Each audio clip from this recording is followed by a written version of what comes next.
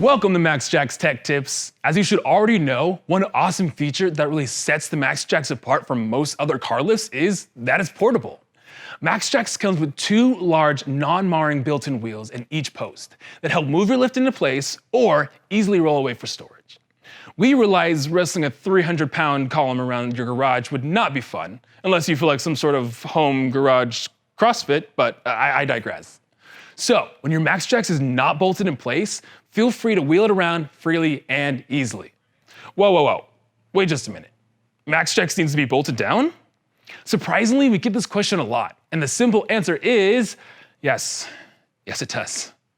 MaxJax is portable in the sense that you can wheel its columns and power unit anywhere you want.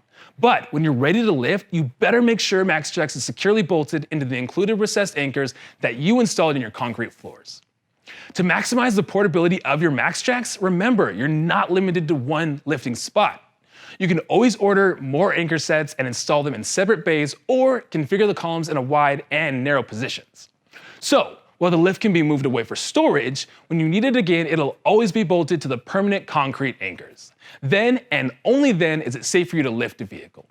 So, keep that lift in its forever spot in the garage or take advantage of portability because MaxJax is portable, so roll it. Please like and subscribe. I'm Jared, and we'll see you in the next one.